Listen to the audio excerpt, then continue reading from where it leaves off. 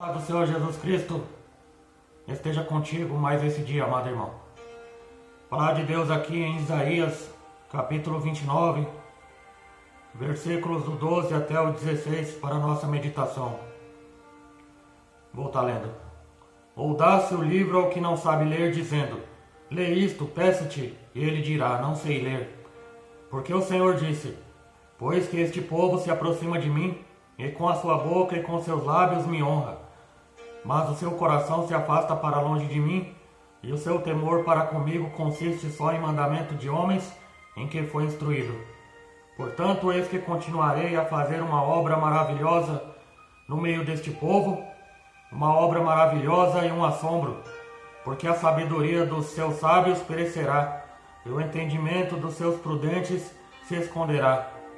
Ai dos que querem esconder profundamente o seu propósito do Senhor, e fazem as suas obras escuras e dizem: quem nos vê e quem nos conhece? Vós tudo perverteis, como se o oleiro fosse igual ao barro, e a obra dissesse do seu artífice: não me fez, e o vaso formado dissesse do seu oleiro: nada sabe. Louvado seja Deus por esta palavra gloriosa e maravilhosa. Como é que pode, amado irmão, amada irmã, o vaso falar do oleiro que fez ele próprio dizer que não sabe de nada? O povo perverte e diz que honra a Deus, mas que na verdade seu coração está afastado de Deus. Louvado seja. Mas o que eu quero falar aqui, amado irmão, sobre o pragmatismo espiritual e os perigos que ele pode trazer para dentro da igreja. Pragmatismo.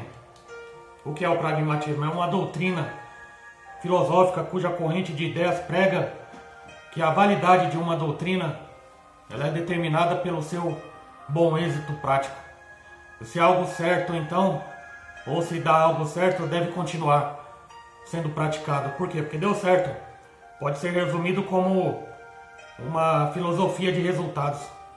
E quem adota essa filosofia faz todo o possível necessário para atingir os seus objetivos e continuar nesta prática. Louvado seja Deus. Pragmatismo não se importa com os meios, é uma teoria, apenas com os resultados que ela se preocupa. O pragmatismo tende a subordinar a concepção da ética, porquanto, quando alguém elege somente os resultados, acaba por ferir a ética. E dessa forma, né, irmão, o pragmatismo não se importa com a ética de suas ações, desde que o propósito seja alcançado. Louvado seja Deus. Infelizmente, estes conceitos têm influenciado a liturgia de alguns cultos e muitas outras celebrações. Alguns líderes desprovidos de ética adotam técnicas de manipulação de auditório. É verdade. Para quê? Para promover a suposta espiritualidade dentro da igreja. As ideias do pragmatismo têm sido usadas e abusadas para conceder o falacioso sentimento de igreja avivada. É mentira, né? Muitos pregadores têm feito uso de jargões para imprimir no culto a falsa sensação de espiritualidade, né? Expressões como eu profetizo, receba, toma posse, tudo isso e muito mais tem sido banalizada em muito de nossos púlpitos, vou dizer assim. Perguntas como: tem fogo aí? Ou ainda: os pentecostais já chegaram? Muitas dessas expressões são utilizadas para criar uma aparente atmosférica espiritual entre os presentes ali no culto. Louvado seja Deus. Os pragmáticos espirituais não se importam se tais manifestações são expressões verdadeiras do Espírito Santo. Eles não se importam com isso. Ou apenas arranjos forçados de aparente espiritualidade. Não se importa também. Para eles, o que importa é o resultado final, ou seja, o barulho, muito barulho. Se a igreja pula, se a igreja brada, gesticula e solta rajadas de línguas estranhas, língua estrangeira. Então o culto é identificado como sendo pentecostal ou como sendo uma bênção.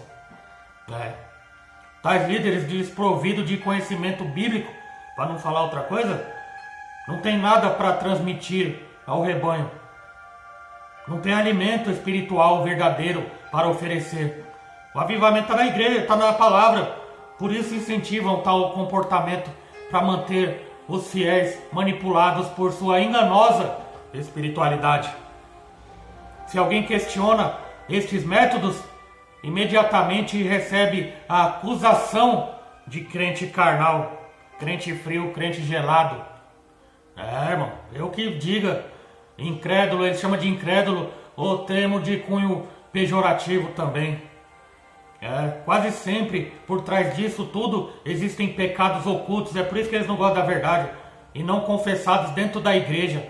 Aí cria-se uma cortina de espiritualidade para acobertar e esconder as falhas de caráter e de integridade dentro da igreja.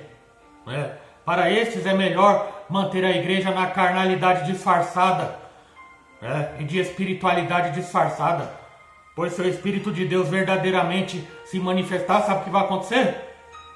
Então seus pecados serão revelados, conforme a palavra de Deus em 1 Coríntios 14, 25, que diz, como é que diz? Diz assim, e portanto os segredos do coração ficam manifestos, e assim, lançando-se sobre o seu rosto, adorará a Deus, publicando que Deus está verdadeiramente entre vós, através da palavra do Espírito Santo de Deus. Aí eu finalizo lembrando que o nosso Senhor e Salvador Jesus Cristo já nos alertava acerca do perigo do pragmatismo espiritual, onde ele mesmo disse, muitos me dirão naquele dia, Senhor, Senhor, não profetizamos em teu nome? E em teu nome não expulsamos os demônios? E em teu nome, Senhor, não fizemos muitas maravilhas?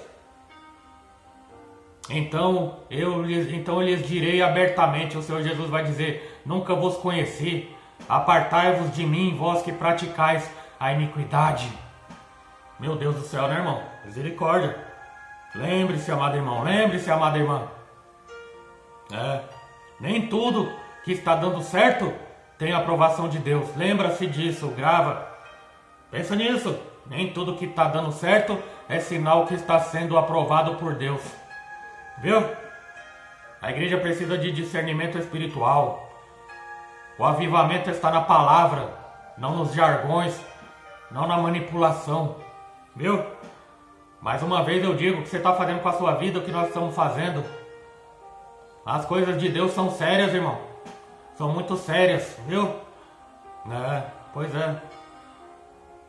Mas tá aí, né? Tá aí a meditação, tá aí a palavra de Deus. E tá aí para quem quiser. Amém, amado irmão? Eu desejo que Deus te abençoe nesse dia maravilhoso que Deus te concede. E que Deus te ilumine, abençoe seu lar, sua casa, toda a sua família. Em nome do Senhor Jesus Cristo, que Deus te abençoe.